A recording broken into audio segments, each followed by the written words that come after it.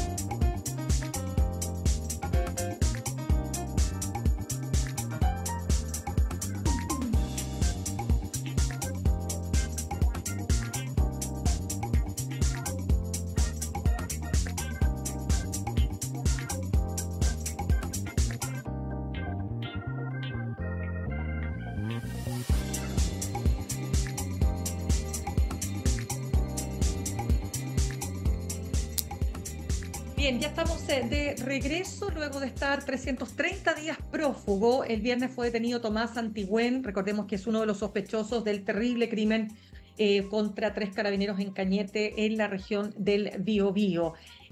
Junto con eso hay una serie de otros temas que queremos pasar a conversar con nuestro siguiente entrevistado, ex subsecretario de Interior, ya lo decíamos, y de Carabineros, autor y ejecutor de la Estrategia Nacional de Seguridad Pública del gobierno de la presidenta Bachelet, ex constituyente, ex parlamentario Felipe Arboe. Felipe, ¿cómo estás? Un gusto tenerte con nosotros esta mañana. Hola, Mirna, gusto saludarte. Felipe, Los del espectador. gracias. Muchas gracias. Felipe, antes de partir con lo de Cañete, quiero partir con algo un poquito más general. ¿En qué etapa de la criminalidad estamos hoy día? Y te lo pregunto porque siempre los expertos nos dicen que cuando empiezan estos crímenes, ¿no? Entre bandas, esa es la etapa de la instalación de las bandas criminales. Y la verdad es que todos los días estamos viendo crímenes, ¿no? Entonces, quiero que me digas en qué etapa, en qué estadio estamos de esa criminalidad.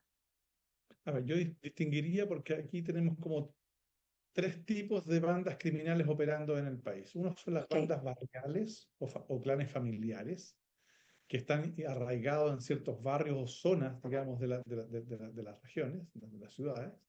Después tenemos bandas nacionales coordinadas con bandas internacionales, que son bandas que operan en todo el territorio o que tienen células en diferentes lugares y que tienen coordinación con algunas bandas criminales internacionales, sea de lanzas o de otra naturaleza.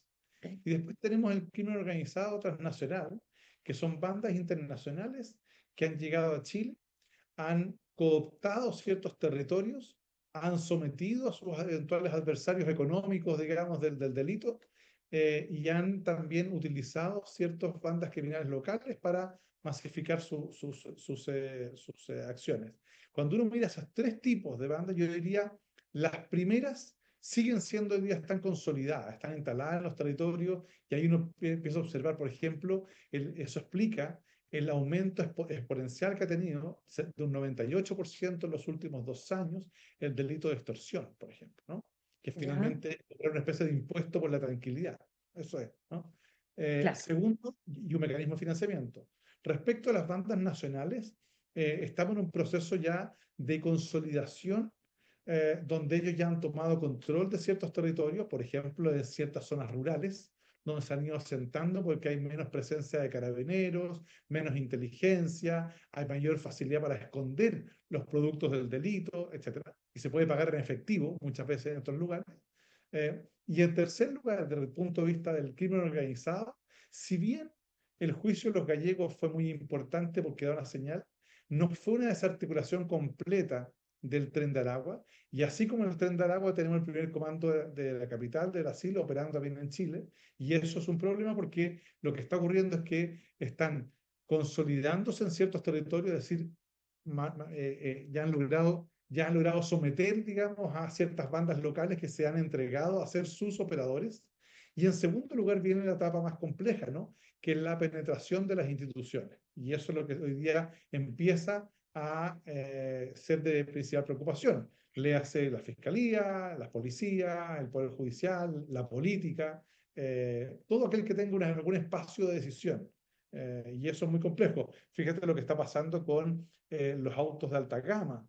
Hay un aumento exponencial también en la adquisición de autos de alta gama y ahí probablemente uno empieza a observar ya que está creándose un mecanismo, o más bien consolidándose un mecanismo de lavado de activos, digamos, que respecto al cual hay que actuar con mucho más fuerza.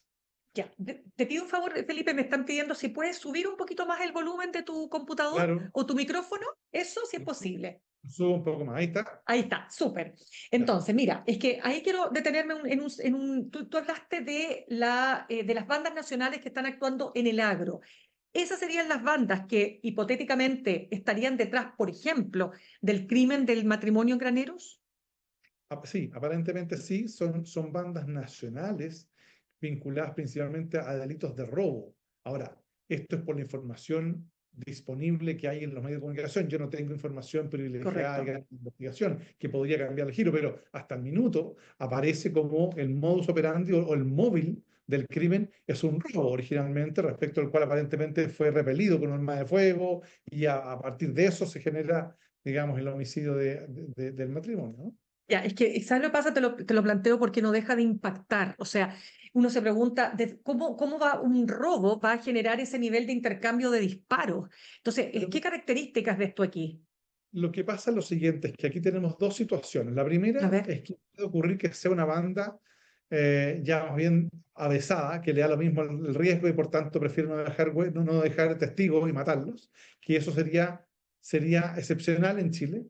Pero el segundo punto, que sí es más común lamentablemente, es que desde que partió o me dio la presencia de la droga, se rompió la proporcionalidad entre el bien obtenido y el daño cometido. Es decir, hoy día, por 5.000 pesos, por 10.000 pesos, por un celular, pueden matar a una persona, porque no hay proporción. De hecho, probablemente las cifras de temor, que son las más altas de los últimos 10 años en Chile, responden a que ya no sabemos si aún no resistiéndonos a un asalto, podemos ser asesinados, digamos. Eso es el principal problema que tiene hoy día la gente. Dice, mire, mijito, entregue todo, pero ya no sabemos si entregando todo o no, aún así no le hacen nada, porque cuando hay droga de por medio se pierde la racionalidad, se pierde la proporción entre el daño y el bien obtenido. Entonces, eso puede haber ocurrido también en este caso, puede haber ocurrido en este caso. tú dices cuando hay droga en el sentido de que los delincuentes están drogados. Sí, está bajo los efectos de la droga, efectivamente. Uf, es que es realmente desolador pensar, lo veíamos hace unos días en Peñalolén, había el caso de un trabajador que fue golpeado en la cabeza para robarle el celular. Lo Bueno, mataron. Bueno, hoy en la mañana entiendo que dejaron un cuerpo en un centro asistencial con varios balazos y finalmente el joven de 17 años falleció, murió en plena operación.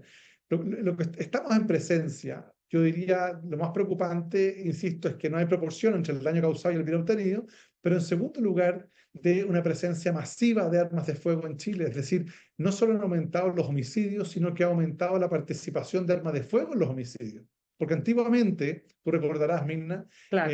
10 años, 15 años, la tasa de homicidios era 4,7, hoy día 6,3. Pero adicionalmente, había mucho homicidio que se producía en riña o pendencia con arma blanca.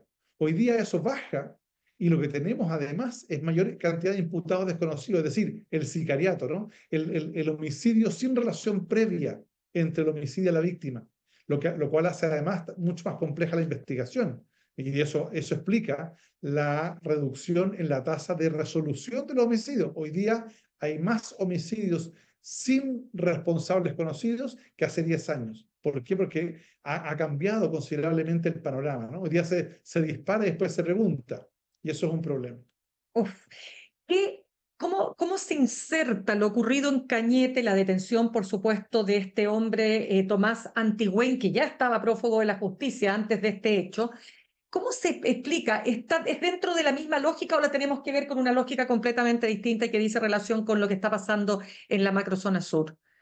Yo creo que a ver, es distinto porque las motivaciones aparentes serían distintas, ¿ya? Es decir, una Ujú. especie de reivindicación. Pero cuidado, porque muchas veces hechos delictuales, criminales, robo de madera, tráfico de drogas, etcétera, se esconde tras ciertas reivindicaciones. Y es muy injusto para quienes reivindican, porque al final del día es crimen organizado que se esconde tras una reivindicación. Es como el Día del Joven Combatiente. ¿Te has fijado que Ah, el 29 de marzo muchas veces uno ve saqueo a locales comerciales, a estaciones de servicio? Oye, y no, y los hermanos, perdón, no tiene nada que ver con eso, es delincuencia pura y dura. Entonces, acá ya, también puede ocurrir eso. ya. Ahora, hay elementos que la investigación va a tener que entregarnos de por qué los carabineros fueron a esa hora, a esa comunidad con los altos niveles de peligrosidad que se conocen, etcétera, ¿no? Entonces, hay elementos de la investigación que debieran dar más señales, Claro, sí, pero perdona que te interrumpa, y es que hay una cuestión que no deja de ser llamativa. ¿Por qué matar a estos tres carabineros? O sea, ¿qué representaban para ellos matar a estos tres carabineros que vienen en un furgón sin ningún tipo de seguridad, como estaban haciendo un control de medidas cautelares? ¿Qué pasa ahí? O sea, ¿cuál podría ser el motivo para matarlo? voy a decir algo que puede ser impopular, ¿ah? A ver, Pero a ver, hay dos cosas. Yo diría, primero la investigación tiene que dilucidar cuál fue la razón por la cual estaban, insisto, los carabineros a esa hora, en ese lugar, con ese nivel de riesgo, ¿ya? Hay algo que tiene la investigación tiene que ver ahí. Pero en segundo lugar, el aumento de penas en los delitos intermedios, léase en las lesiones graves, a carabineros o a otros, muchas veces motiva que el delincuente se represente, diga, a ver, si yo lo dejo herido, voy a recibir una pena de, voy a poner un ejemplo, 5, 10, 15 años de cárcel. Si lo mato, voy a tener 20 años, 30 años, pero no hay testigo. Entonces, se produce un problema de incentivo perverso a aumentar el nivel delictual para no dejar rastro, para no dejar testigos, y eso es un problema. Entonces, también hay que ser muy cuidadoso en el desarrollo de la política criminal y del sistema de penalidades para no ir generando incentivos perversos a que se cometan delitos más graves para evitar tener testigos. ¿Te fijas? Ese es un cuadro que también hay que mirarlo con cierto uf, detalle, que siempre se mira, el legislador no siempre lo observa con esa lógica. De hecho, a mí ya, me tocó los autores dale. de aumento de penas para el homicidio. El homicidio, cuando estábamos en el Congreso, tenía 5 años y había delitos que tenían más pena. Entonces uno decía, pero ¿cómo? Si el bien jurídico protegido de la vida tiene una sanción menor, entonces al final le convenía a un delincuente, ¿te fijas? Y se aumentó la sanción de homicidio. ¿Ok? Claro. Mira, te quiero preguntar ahora, déjame llevarlo ahora al plano político, porque la seguridad, obvio que va a ser el tema más importante junto con la migración, se dice, el crecimiento económico, etcétera, ¿no es cierto?, de lo que va a ser este año electoral. Sí.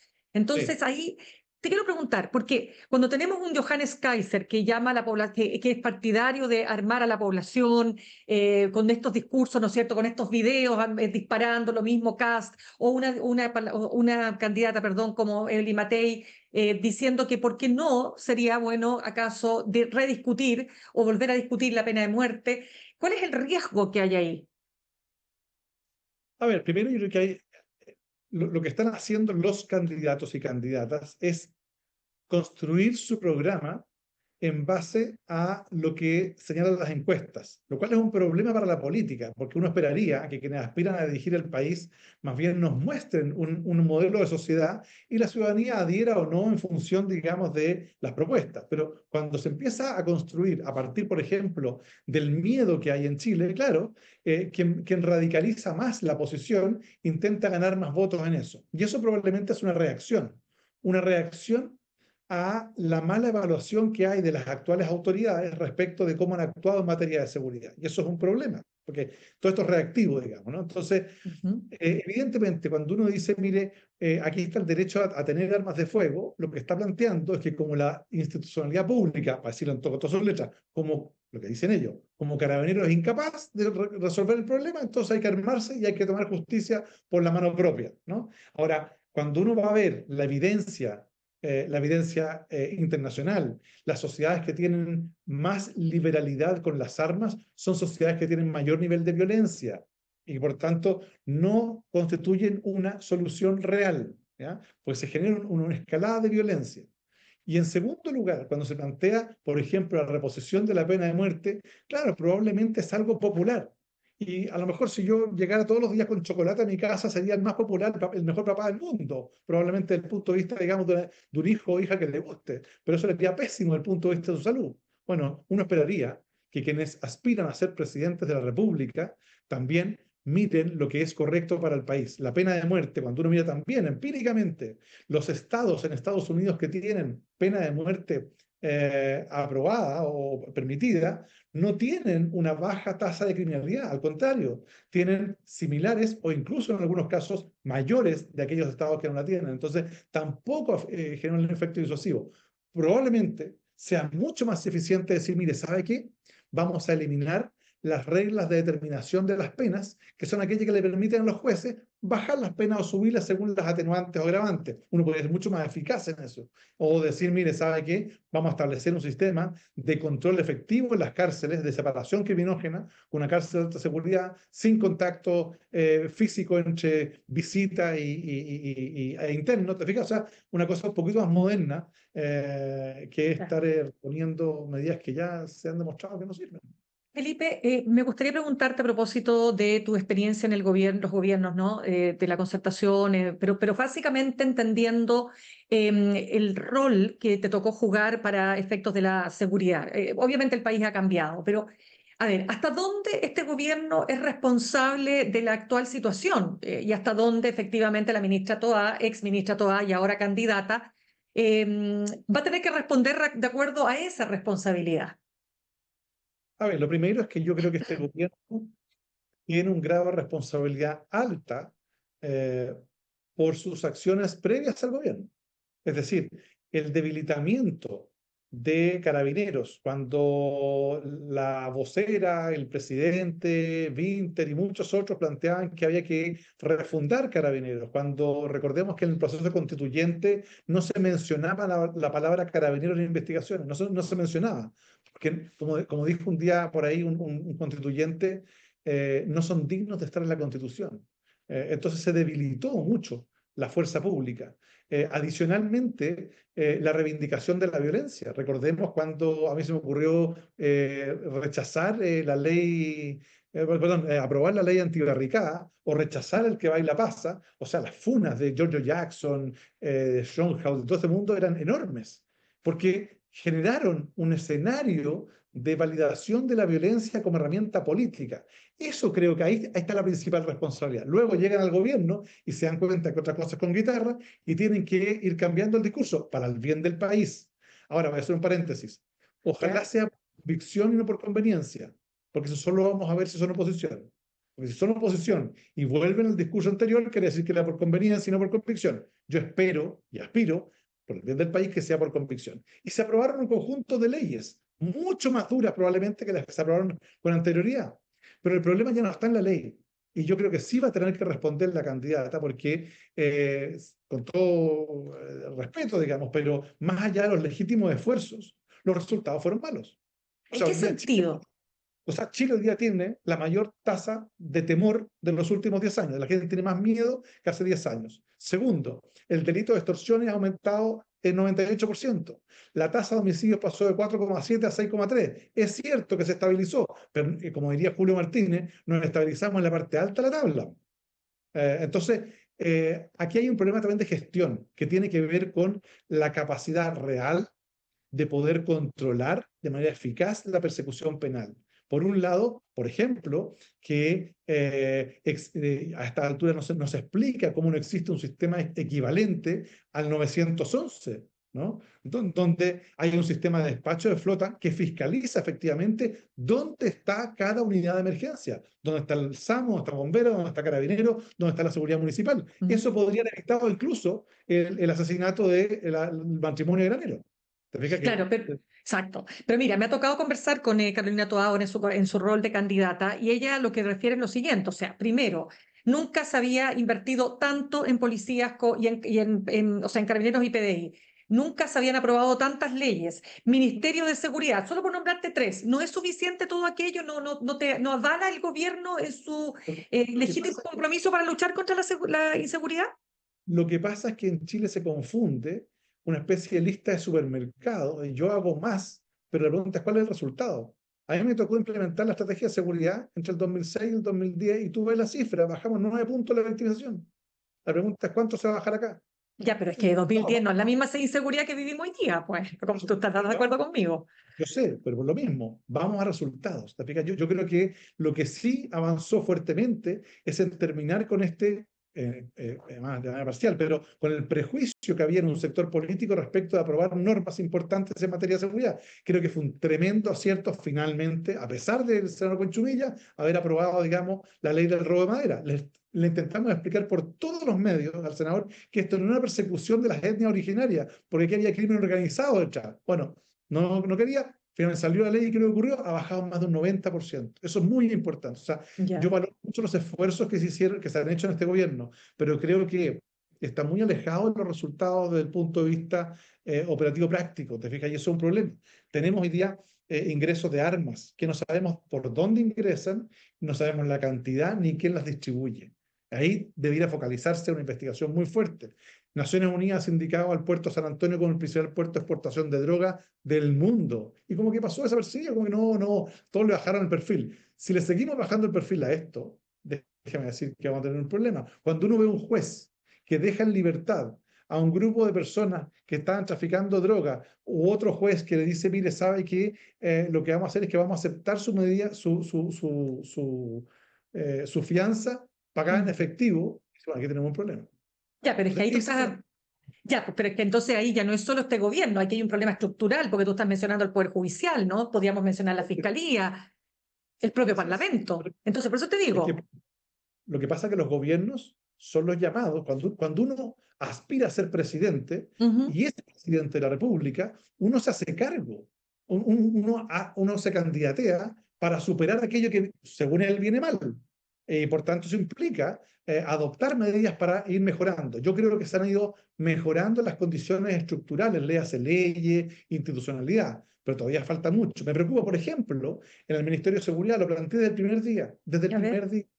No puede un ministro de Seguridad, en un escenario que Chile está acosado por el crimen organizado, no tener el control de la inteligencia.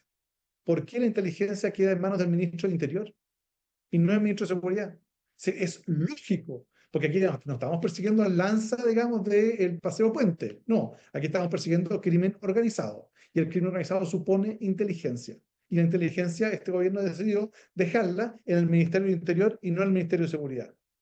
Raro. Ok, Dos, ¿para qué vamos a tener ya. dos subsecretarios en el Ministerio de Seguridad? Oiga, ponga un subsecretario de Seguridad Pública, nos ahorramos la mitad de funcionarios. Claro, ahora para cerrar, y ya se nos va acabando el tiempo, Felipe Arboe, ¿cuál es tu evaluación de las candidaturas? Es decir, lo que hay hoy día, ¿no?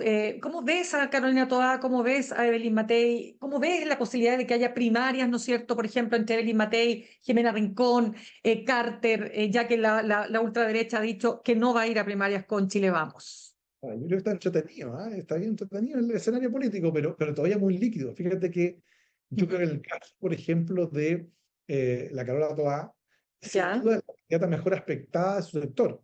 Pero cuidado, si llega Janet Jara, después de la foto de Bachelet con ella, bueno, se pone un manto de duda, ahí se va a ser entretenida una primaria como esa. Y si eventualmente esa primaria es a tres bandas, léase Carolina Toá, Vlado Mirosevic, que dijo, anunció candidatura, y Janet Jara, oiga, Río Revuelto, una de esas sale de Jara. No sabemos. Entonces, te fijas, porque el Frente Amplio se va a dividir, su corazón está dividido. Algunos están con Carolina Toá, pero otros puede que no. Entonces, ahí creo que todavía hay cierta incertidumbre, ¿ya? Y además Ya. ella, claro, por el rol que jugó, que le ha ocurrido y le ocurriría a cualquier ministro del Interior, va a tener que dar muchas explicaciones, digamos, en la campaña respecto al tema de la inseguridad, sobre todo porque es el tema principal hoy día. En el caso de la derecha, yo creo que la derecha se ha farreado una oportunidad preferente que tenía, que era casi como obvio que iba a haber alternancia, pero la división de la derecha está generando un cuadro de cierta inestabilidad. O sea, Kaiser irrumpe y más allá de la última encuesta todavía mantenga a Kast arriba, es evidente que Kast viene a la baja y Kaiser va al alza. Y por tanto eso puede generar también un movimiento interno. Imaginémonos por un minuto qué pasa si se baja Kast. ¿Qué pasaría en ese evento? Saldría fortalecido Kaiser eventualmente, con un acuerdo parlamentario con los republicanos, y Chile Vamos va a tener que mirar, diría entre comillas, hacia el centro, que fueron los votos que le dieron el triunfo a Sebastián Piñera, y ojo, también a Gabriel Boric. Ninguno de los dos sale sin los votos de centro. Centro que no ha logrado ser representado institucionalmente por los partidos, por la oferta de partidos. Han habido intentos, demócratas, amarillos, el mismo voto también en la derecha liberal, pero creo que hay una fuerza política muy fuerte, escondida, calladita, que no se siente representada por ningún partido y que es la que va a decidir la elección. Entonces creo que todavía el escenario está muy líquido. Ya, pues, Felipe. Tal cual, no sabemos. ¿Qué dijiste, perdona, que se interrumpió ahí?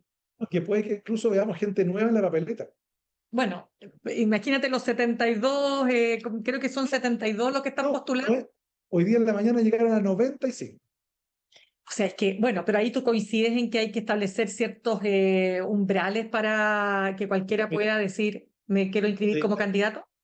Completamente de acuerdo, pero además, seamos claros, así como se ha hablado del legado del presidente, varias cosas, también yo creo que el presidente Boric va a cargar con un legado muy complejo, que es, primero, el fortalecimiento de la ultraderecha, como reacción, digamos, a ciertas cosas de la izquierda. Y segundo, que mucha gente dice, mire, lo ha hecho mal, entonces cualquiera puede ser presidente de la República, pues, con cuarto medio, sin título, entonces empieza a generarse un cuadro también de que todo el mundo dice, yo también puedo. Bueno, es muy legítimo que toda la gente crea que puede. Ahora, si le hace bien al país o no, es otro tema. Por eso creo yo que habría que subir los requisitos, pero la pregunta es, si subimos los requisitos, ¿calificarían todos los que han sido presidentes? Ojo, ahí también hay un tema que uno tiene que ver, ¿no? Ya, pues Felipe Arbó, ex subsecretario de Interior, 1.000.000 de gracias por haber estado con nosotros esta mañana. Que tenga buena semana, chao. Igual también. Chao, chao. Saludamos a nuestros auspiciadores. Ahorrar cotidianamente se puede y de forma organizada, rápida y online con Ahorrando, la nueva funcionalidad de tu app Copeuch, en donde puedes programar ahorros de manera fácil y entretenida, eligiendo tus propias reglas y metas. Haz que el ahorro sea parte de tu vida con Ahorrando de Copeuch. Más información en copeuch.cl. Los dejo con Fran Castillo. Empieza por acá, parte tu semana con toda la información que necesitas hacer. Empieza por acá con Fran Castillo, Cristian Leporati y Marco Moreno. Todos los lunes de 9 a 10 por El Mostrador Podcast. Nos reencontramos mañana a las 8 en punto. Que tengan un buen comienzo de semana. Copeuch Inversiones, el sitio donde todos pueden invertir, presentó Al Pan Pan en El Mostrador Podcast. Cerramos por hoy Al Pan Pan con Mirna Schindler. De lunes a viernes de 8 a 9 de la mañana, entrevistas para partir el día. El Mostrador Podcast, el poder de la independencia.